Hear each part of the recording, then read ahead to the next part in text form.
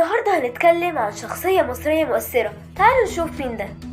سيد درويش هو مطرب وملحن مصري، لحن وغنى كتير من الأغاني، والأغاني دي بقت جزء من التراث المصري، والناس لقبوه بأبو الموسيقى المصرية الشعبية. واتولد في محافظة الإسكندرية سنة 1892، ودلوقتي تعالوا أحكي لكم حكايته.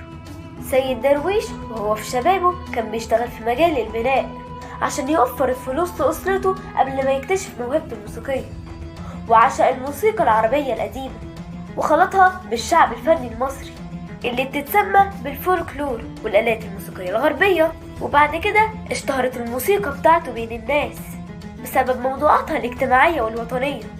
سيد درويش كان شايف ان الموسيقى وسيلة للتعبير عن المشاعر ومش بس للترفيه. ده قال عنه الموسيقار محمد عبد الوهاب إن سيد درويش اللي خلاني نستمع للغنى بإحساسي وعقلي. ودلوقتي جا دور إنجازاته، تعالوا أحكي لكم عنها.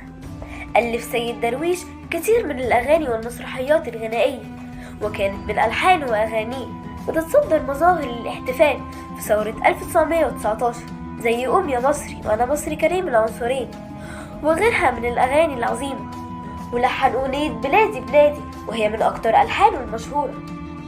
وبعد كده اتوفى سيد درويش في سنة 1923 وساب وراه أثر موسيقي وغنائي كبير. وفي رأيك ازاي الموسيقى بتأثر في الشعب؟